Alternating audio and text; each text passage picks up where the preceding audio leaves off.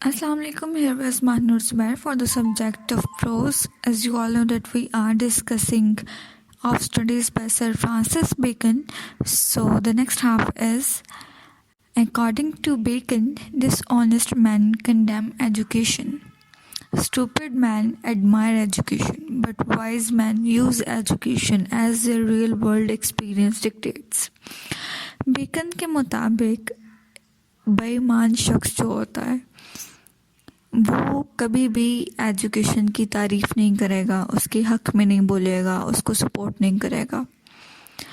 और stupid man, बेवकूफ़ अहमक इंसान जो है वो हमेशा तालीम की तारीफ करेगा, उसके बारे में बहुत बढ़ा चढ़ा कर बोलेगा, बजाय इसके कि उसको पता खुद कुछ ना हो, लेकिन वो उसके बारे में बहुत कुछ बोलेगा। जिसे ना भी पता होगा वो उसके बारे में भी बोलेगा।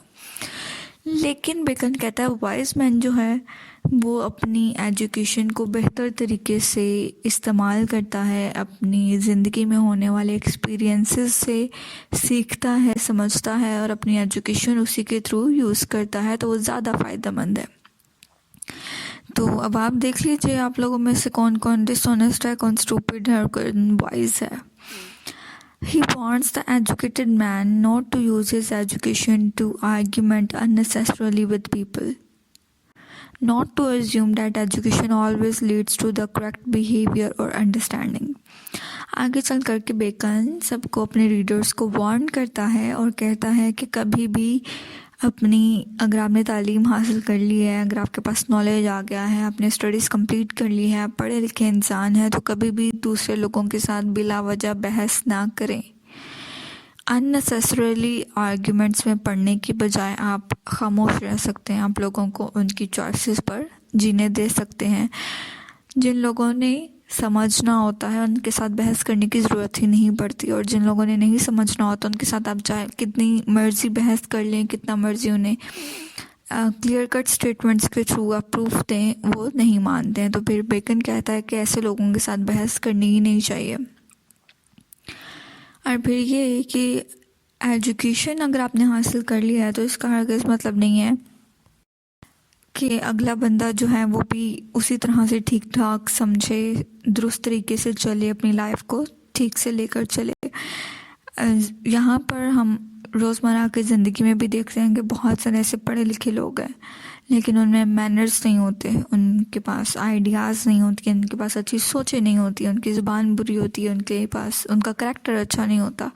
तो ऐसे बहुत सारे पढ़े लिखे लोग भी हमें मिलते हैं जो असल में सिर्फ डिग्री ही उनके हाथ में होती है, एक्चुअल में वो कुछ भी नहीं होते।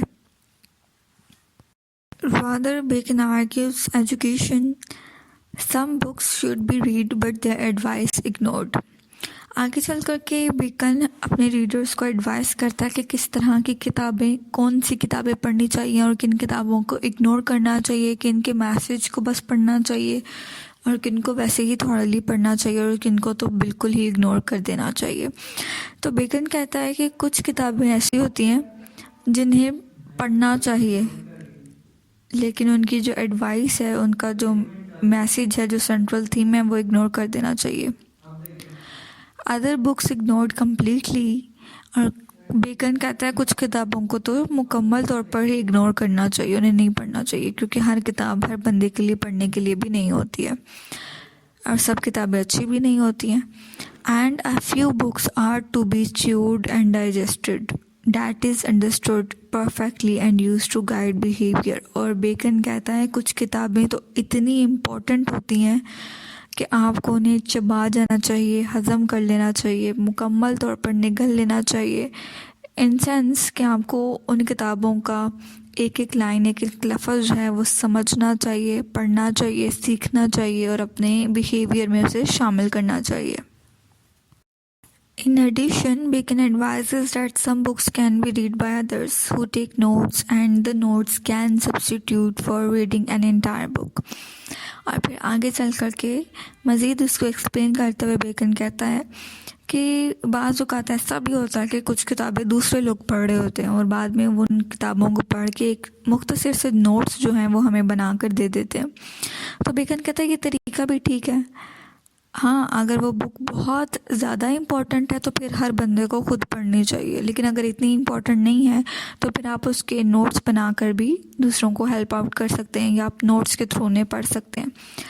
But these books should not be those that cover important subjects. अब बेकन कहता है वो बुक्स जिनके आप नोट्स बनाकर पढ़ेंगे वो बुक्स वो नहीं होनी चाहिए जो बहुत ज़्यादा इंपॉर्टेंट होती हैं, क्योंकि बहुत ज़्यादा इंपॉर्टेंट बुक्स को खुद पढ़ना चाहिए, खुद अंडरस्टैंड करना चाहिए, एक एक लफ्ज़ उन्हें खुद पढ़ना चाहिए। फिर उनके नोट्स नहीं बनाए जा सकते, उन्हें मुख्तसर तरीके से नहीं पढ़ा जा सकता, तो उन किताबों को पूरा और मुकम्मल ही पढ़ना चाहिए। Bacon returns to addressing the effects of reading, conversation and writing. Reading creates a well-rounding man. Conversation makes a man think quickly, and writing, by which Bacon usually means argument essay writing, makes a man capable of thinking with logic and reason. आगे चल करके bacon हमें बताता है कि reading करने का क्या फ़ायदा है, कन्वर्सेशन करने का क्या फ़ायदा है और राइटिंग जो है उसका क्या फ़ायदा है। तो reading creates a well rounded man. Bacon कहता है जिस बंदे को पढ़ने की आदत होती है वो एक वेल राउंडेड मैन होता है, क्योंकि उसके पास बहुत ज़्यादा नॉलेज होता है, हर तरह से हर तरफ से उसने ज़्यादातर चीज़ें जो हैं उसने पढ़ी होती हैं, और जिसको अच्छा पढ़ना आता है वो अच्छा बोल भी सकता है। Conversation makes a man think quickly. और फिर बेकन आगे चल करके कहता है कि वो बंदा जिसको बातें करने का बहुत शौक़ है, जिसकी ज़ुबान बहुत तेज़ चलती है, वो बंदा वैसा होता है जिसको फ़ौरन जवाब देने आते हैं, उसकी दिमाग तेज़ चलता है, और फिर वो क्या है जल्दी जल्दी अगर वो सोचता है तो वो जवाब देने के लिए सोचता है, वो हाजिर जवाब होता है। तो फिर कन्वर्सेशन जो है बेकन कहता है कि इंसान को जल्दी जल्दी क्विकली सोचने के काबिल बनाती है।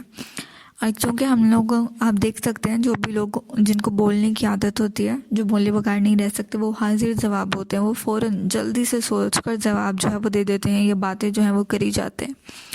And writing, by which Bacon usually means argument essay writing, makes a man capable of thinking with logic and reason. और फिर राइटिंग, लिखने की आदत जिसको होती है, जिससे मुराद है बेकन का कि आर्ग्यूमेंट ऐसे राइटिंग, मतलब आप अपने पॉइंट्स को रख कर किसी के साथ आर्ग्यूमेंट करते हुए अपना पॉइंट क्लियर कर रहे हो पॉजिटिव थिंकिंग में, तो वहाँ पर बेकन कहता है कि अगर आपके पास अच्छी राइटिंग स्किल्स हैं तो फिर आप जो हैं लॉजिक और रीजंस के मुताबिक चलते हैं, आप अक्लमंदी और अपनी विट और अपने लॉजिक और अपने रीजंस को लेकर के चलते हैं और आपकी थिंकिंग बहुत अच्छी होती है। Further, Bacon argues if a man doesn't write very much, he has to have a good memory to compensate for what he doesn't write. आगे चल करके बेकन कहता है अपने रीडर्स को कि वो लोग जिन्हें लिखना नहीं आता या लिखना पसंद नहीं है या लिखने के तरीके नहीं आते, तो ऐसे लोगों को या ऐसे रीडर्स को चाहिए, अपने रीडर्स को वो एडवाइस करते हुए कह रहा है कि ऐसे लोगों को चाहिए कि उनकी याददाश्त जो है वो काफ़ी अच्छी होनी चाहिए। फिर मतलब अगर वो खुद से कुछ नहीं लिख सकते हैं तो उनकी मेमोरी इतनी अच्छी होनी चाहिए या उनका रट्टा सिस्टम इतना अच्छा होना चाहिए कि उन्हें खुद से लिखने की ज़रूरत ही पेश ना आए, उनकी मेमोरी इतनी अच्छी हो कि वो सब चीज़ें जो हैं वो याद कर लें और वक्त आने पर लिख दें। If he doesn't exercise the art of conversation, he needs to have a quick wit.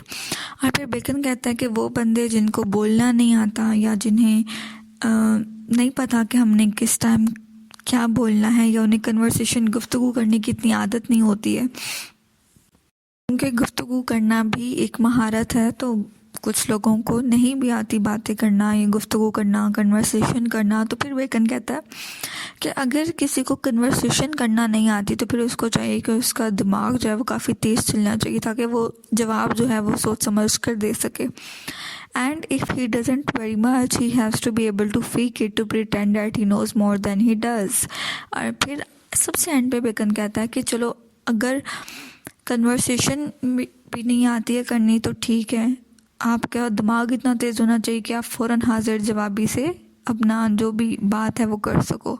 और फिर बेकन कहता है कि अगर ये भी नहीं हो सकता तो फिर ऐसा करो कि अपने आप को महफिल में बैठ कर, चूँकि कन्वर्सेशन दो या दो से ज़्यादा लोगों के दरमियान होती है, तो फिर बेकन कहता है कि जब आप किसी गैदरिंग में बैठे होते हैं तो फिर आप अपने आप को थोड़ा सा फेक प्रिटेंड करवाएंगे कि हाँ जो भी बात हो रही है आपको समझ आ रही है और आप उस चीज़ को समझ रहे हैं, कि आपके पास भी ये सब चीज़ों का नॉलेज है, जो भी यहाँ पर बातें की जा रही हैं, जो भी कन्वर्सेशन के दरमियान जो टॉपिक चल रहा है उसकी समझ बूझ आपको भी है। History Bacon argues makes man wise. आगे चल करके बेकन कहता है कि हिस्ट्री, तारीख पढ़ना इंसान को वाइज बनाती है, अक्लमंद बनाती है। क्योंकि हिस्ट्री, तारीख वही है जिससे हम अब सबक सीख सकते हैं। माजी में होने वाली जो चीज़ें होती हैं, जो गलत काम हो जाते हैं, जो गलतियाँ हो जाते हैं, तो तारीख एक्चुअल में है ही यही है कि माजी से सबक सीखा जाए। इसलिए बेकन कहता है कि तारीख पढ़ने से, हिस्ट्री पढ़ने से इंसान अक्लमंद बनता है। डैट मीन्स कि वो देख लेता है कि माजी में क्या कुछ गलतियाँ या बुरे काम हो चुके हैं जिन्हें वो आगे अवॉइड करेगा और ख़ुद बचेगा। Poetry, clever, mathematics, intellectually sharp.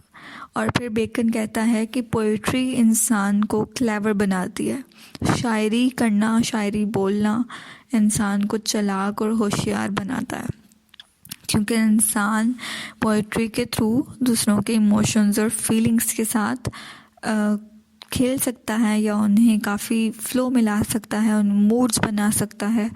तो इसलिए पोइट्री जो है, इंसान एक आम सी बात को पोइट्री के थ्रू बहुत खूबसूरत बना सकता है। इसलिए कहा जाता है कि पोइट्री इंसान को क्लेवर बनाती है।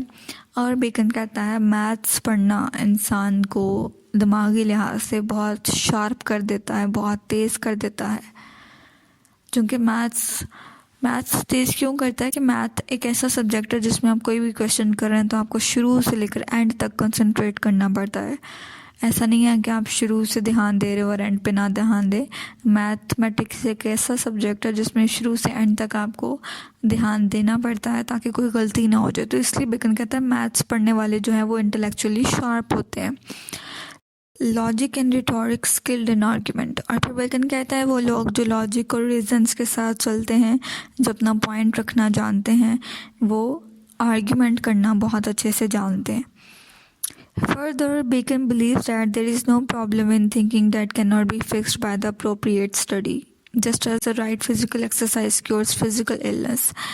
आगे चल कर के बेकन कहता है कि ऐसी कोई भी प्रॉब्लम नहीं है जिसे फिक्स ना किया जा सके, जिसका कोई हल ना हो। और हर स्टडी किसी ना किसी प्रॉब्लम को सॉल्व करने के लिए ही बनी हुई है। मतलब हर बीमारी का इलाज है, हर मसले का हल है। बिल्कुल उसी तरह से जिस तरह से किसी भी बीमारी का हल उसकी दवा हो सकती है या मुकम्मल मुनासिब तौर पर अच्छी वर्जिश हो सकती है किसी भी बीमारी का हल। Every disorder of the mind has a cure. और फिर इसी तरह से जिस तरह से जिस्म की बीमारियों का हल है, उसी तरह से दिमागी बीमारियों का भी हल है या दिमाग के डिसऑर्डर्स का भी हल है। For example, if a man cannot use one set of facts to prove the truth of an unrelated set of facts, Bacon advises the study of law. For example, Bacon कहता है कि अगर किसी को नई तरीके आते कि वो सच को सच कैसे साबित करे, झूठ को झूठ कैसे साबित करे, तो बेकन कहता है उस इंसान को, जिसे आर्ग्यूमेंट्स रखने नहीं आते, उस इंसान को चाहिए कि वो लॉ की स्टडी करे, वकील बन जाए, लॉयर बन जाए। क्योंकि वकीलों के पास ये फ़न होता है कि वो काले को सफ़ेद और सफ़ेद को काला करने का बहुत अच्छे से हुनर जानते हैं। उन्हें पता होता है कि किस चीज़ को किन आर्ग्यूमेंट्स में लेकर बात करनी है। तो बेकन कहता है कि अगर किसी इंसान को नहीं समझ आती कि वो अपने आर्ग्यूमेंट्स को किस तरह से पेश करे, तो उसे चाहिए कि वकील बन जाए। वकील बनेगा, स्टडी ऑफ लॉ पढ़ेगा, तो उसे काफ़ी उसका दिमाग जो है वो तेज़ होगा और वो अपने आर्ग्यूमेंट्स रखना शुरू करेगा। Every defect in thinking can be cured by another form of study. और बेकन कहता है कि हर बंदे की चूँकि सलाहियतें अलग होती हैं, पर्सनैलिटी अलग होती है, सोच अलग होती है, नज़रिए अलग होते हैं। कुछ बच्चे टॉपर्स होते हैं, कुछ एवरेज होते हैं, कुछ स्लो होते हैं, कुछ स्लो होते हैं। तो हर बंदे के लिए एक जैसा सब्जेक्ट नहीं होता। ये जो हम कहते हैं कि हम बच्चों के इंटरेस्ट के बगैर जब उन्हें अपनी मर्ज़ी का सब्जेक्ट रखवा देते हैं तो वो उसमें बहुत ज़्यादा स्लो हो जाते हैं, उनका इंटरेस्ट ख़त्म हो जाता है और फिर वो प्रैक्टिकली भी उस चीज़ को लेकर नहीं चलते और ना ही वो खुश रह पाते हैं। तो लिहाजा बेकन कहता है कि हर बंदे के लिए उसका बना बनाया एक सब्जेक्ट है। हर माइंड के लिए उसका एक बना बनाया सब्जेक्ट है। तो बच्चों को अपनी पसंद का, अपने इंटरेस्ट का सब्जेक्ट जो है वो हमेशा चूज़ करना चाहिए, ताकि वो उसको बेहतर तरीके से पढ़ सकें, समझ सकें। और जैसे कि मैथ्स वालों के लिए मैथ्स बना है, इंग्लिश वालों के लिए इंग्लिश बनी है, हिस्ट्री वालों के लिए हिस्ट्री बनी है, जो जिस चीज़ में ज़्यादा बेहतर है उसको वही सब्जेक्ट पढ़ना चाहिए। और उससे क्या होता है, उसका माइंड, उसकी थिंकिंग कैपेसिटी जो है वो बहुत अच्छी हो जाती है, इंसान उस चीज़ में और ज़्यादा बेहतर हो जाता है। बजाय इसके कि बच्चों को वो सब्जेक्ट्स पढ़ाए जाएँ जिनमें उनका कोई इंटरेस्ट ही नहीं है, तो फिर वो पहले से भी गए गुजरे हो जाते हैं। जो पहला थोड़ा बहुत बच्चा जानता है वो खो देता है। तो बेकन के ये जो ऐसे of studies normally her individual की लाइफ पर डिपेंड करता है, असर करता है, इन्फ्लुएंस करता है कि किस तरह से एक इंसान को अपनी ज़िंदगी में एजुकेशन को इम्पोर्टेंस देनी चाहिए, किस तरह से कन्वर्सेशन करनी चाहिए, किस तरह से कौन से सब्जेक्ट्स पढ़ने चाहिए, कौन से बुक्स पढ़नी चाहिए, कौन से बुक्स को कम्प्लीटली इग्नोर कर देना चाहिए और कौन सी बुक्स को तो मुकम्मल समझ लेना चाहिए। तालीम जो है, स्टडीज़ किसी भी इंसान की ज़िंदगी में बहुत इम्पोर्टेंस रखती है। इसके बगैर कुछ भी नहीं है इंसान। उसको शौर नहीं आता, उसको समझ बूझ नहीं आती है, उसको ज़िंदगी गुजारने का तरीका नहीं आता। लिहाजा बेकन का ये ऑफ स्टडीज़ जो है तब से लेकर आज तक बहुत इम्पोर्टेंस रखता है, क्योंकि इंडिविजुअली हर इंसान की ज़िंदगी पर इन्फ्लुएंस करता है ये चीज़ के बेकन की जो अप्रोच है, जो एडवाइस है, जो विजडम उसने यूज़ किया, इसके थ्रू ये स्टूडेंट्स के लिए बहुत बेनिफिशियल है। फ्रांसिस बेकन के इस ऐसे ऑफ स्टडीज़ के कुछ मेन पॉइंट्स हैं, या क्रक्स कह लें या निचोड़ कह लें इसकी ऑफ स्टडीज़ का, कुछ यूँ है। अगर हम पढ़ते हैं तो मुकम्मल हो जाते हैं, बातचीत करने से तैयार रहते हैं और लिखने से रही सही कमज़ोरियाँ भी हमारी जो हैं वो दूर हो जाती हैं।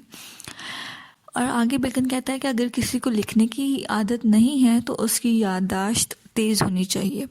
अगर वो बात कम करता है तो उसको हाजिर जवाब होना चाहिए। अगर वो कम पढ़ता है तो उसे मक्कार होना चाहिए, मतलब अपने आप को शो ऑफ करना चाहिए, फेक बना लेना चाहिए। जिस तरह जिस्म की बीमारियों के लिए अलग अलग इलाज होते हैं, इसी तरह स्टडी भी हर एक बंदे के लिए इंडिविजुअली अलग अलग होती है। मतलब हर बंदे के अपना अपना एक अलग इंटरेस्ट होता है, तो उसे उसी सब्जेक्ट को पढ़ना चाहिए। या उस जो काम हमारी बॉडी के लिए एक्सरसाइज करती है, यही काम इसी तरह स्टडीज़ जो है वो हमारे दिमाग के लिए करती है।